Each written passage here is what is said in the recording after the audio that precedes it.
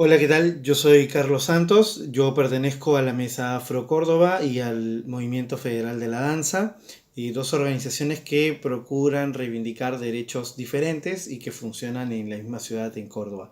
La Mesa Afro Córdoba, por un lado, lo que procura es revalorizar los aportes afro en el territorio cordobés, argentino y americano.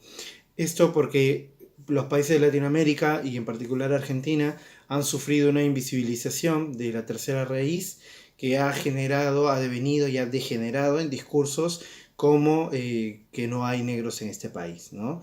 O, y se ha sostenido a través de relatos como nosotros venimos de los barcos, haciendo referencia a los europeos. Sin embargo, las pruebas históricas, científicas y sociales nos demuestran que, y culturales sobre todo, nos demuestran que el territorio cordobés, como el argentino en general, es una sociedad que en realidad tiene una raíz afro muy importante, pero que fue negada sistemáticamente de maneras diferentes. Sobre todo, por ejemplo, a través de los censos, en los que la categoría afro, o mejor dicho, negro, mulato y todas sus variantes, desaparecieron de los censos para combinarse con la de mestizos.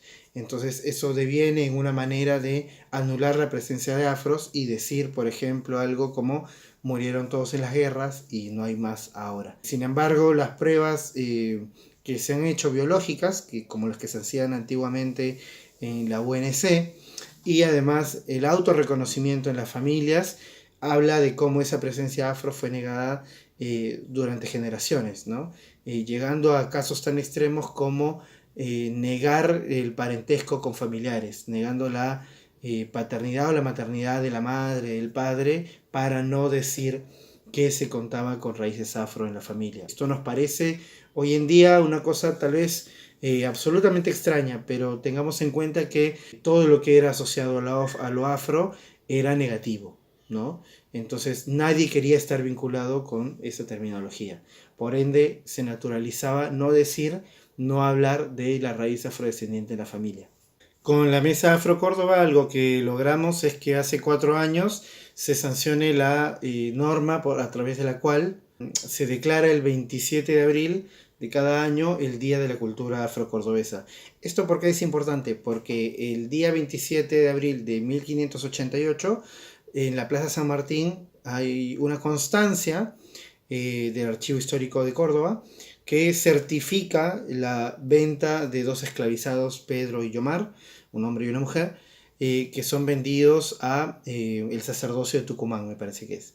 ¿Esto por qué es importante? Porque habla de que todo este proceso que se intentó negar de esclavización, de que en Córdoba no hubo o hubo poco o hubo nada de afrodescendientes, o mejor dicho, en estos términos más claros, africanos esclavizados, no existían, ¿no? Se quería negar eso y a través de este tipo de documentaciones, más allá de que uno sabe que existieron, este es el primer documento que constata fehacientemente, de manera innegable, por más triste que sea, que esa existencia estuvo, vivió en Córdoba porque eran personas de más o menos 20 años, lo cual implica que probablemente hicieron una vida en Córdoba de esclavizados antes de ser vendidos a otra ciudad.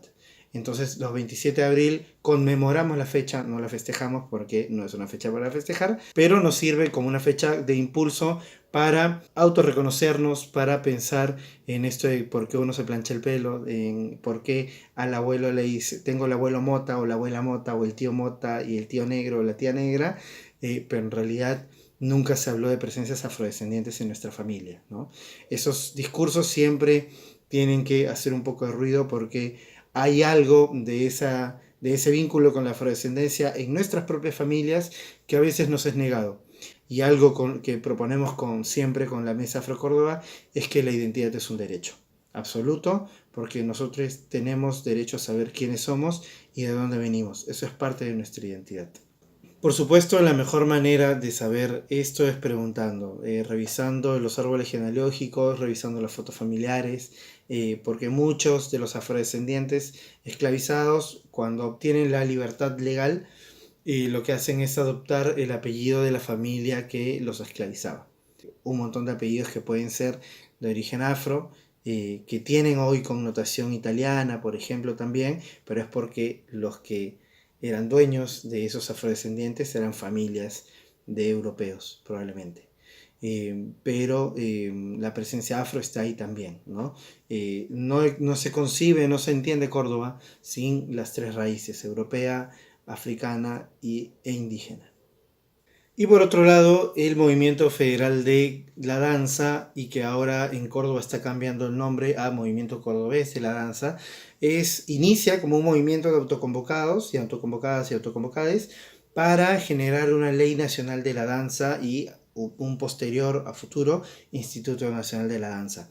Esto porque quienes comenzaron a reunirse y después nos sumamos al trabajo y a las lógicas de trabajo de esta agrupación, consideramos que es necesario hoy más que nunca, y la pandemia ha sido una demostración de eso, ¿no? Que el trabajo del arte es uno de los más vulnerables, si bien todos los sectores se ven con sus proyectos trabados, con todo postergado, con una reducción de presupuestos importante. Nos dimos cuenta, y fue mucho más palpable durante la pandemia, que muchas de las personas que teníamos registradas en Córdoba como trabajadores de la danza, más de 600 personas y actualmente más de 700, no tenían, la mayoría de sus recursos no provenían de fuentes estables laborales. Lo que quiere decir que el trabajo de bailarín, de productor, de gestor en danza en general es muy precario, por lo cual necesita también estímulos, becas, una mayor difusión del trabajo y en la medida de lo posible que esté protegido por la ley, para que ese trabajo nuestro pueda ser reivindicado como amerita. Ya sea que uno se dedica solo a enseñar, uno se dedica solo a bailar o solo a producir, esos tres trabajos están ligados, son partes todos de una dinámica que implica un trabajo con la danza que debe intentar verse siempre o debe procurar por lo menos estar profesionalizado. ¿En qué sentido? En que las condiciones mínimas de trabajo deben estar aseguradas, para hacerlo como para prepararlo. Entonces, el Movimiento Federal de la Danza procura, y de hecho ya estamos con un proyecto de ley casi listo y a punto de lanzarlo. Ustedes están teniendo la primicia. Ya estamos a punto de comenzar los diálogos para presentar ese proyecto de ley en primera instancia, una ley provincial, así como La Rioja y Santa Fe ya han trabajado en leyes provinciales y Santa Fe ya la aprobó, y La Rioja también. Ahora lo que queremos es que Córdoba, como otras provincias, cada una por su cuenta, está trabajando con sus propios equipos del movimiento federal, para sacar esas leyes provinciales y, por supuesto, como todas están en consonancia, sacar a futuro un proyecto de ley y la creación de un instituto que sea específico para el ejercicio de nuestra profesión, que es la danza.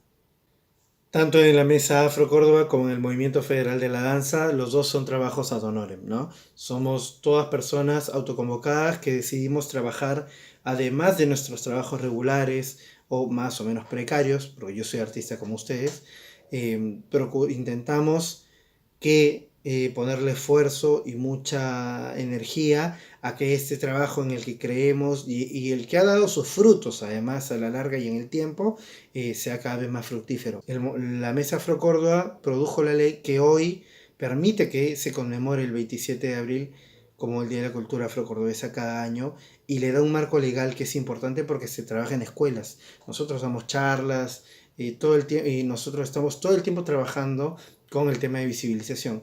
Y por otro lado, el Movimiento Federal de la Danza está justo en el paso anterior, previo a presentar el proyecto de ley, y eso implicaría que cuando eso se promulgue, nosotros podamos reclamar, además, demandar protección del Estado y además recursos para que la danza en Córdoba sea cada vez mucho más grande y mucho más difundida, por supuesto. Lo que implica también al mismo tiempo garantizar más trabajo para nuestro rubro, ¿no? Como toda organización, tanto con el Movimiento Federal de la Danza como con la Mesa Afro Córdoba, uno accede a ciertos privilegios. Por ejemplo, con el Movimiento Federal hay algunas capacitaciones que son gratuitas para nosotros como trabajadores del Movimiento Federal, ya que el movimiento ya tiene un nombre que resuena a nivel nacional, y con el caso de la Mesa Afro Córdoba también se nos incluye además en algunos reconocimientos con los que trabaja la municipalidad. Entonces, para quienes tengan interés, aquí voy a dejar los enlaces de cómo encontrarnos en nuestras redes sociales y por supuesto están más que invitados, invitadas y invitades a sumarse al trabajo que hacemos, pero sobre todo a comprometerse con lo que ustedes tengan interés. Si la danza, si la afrodescendencia no son temas separados, son dos disciplinas, son dos espacios que vienen marginados por el sistema y que necesitan más de nosotros. Así que cópense.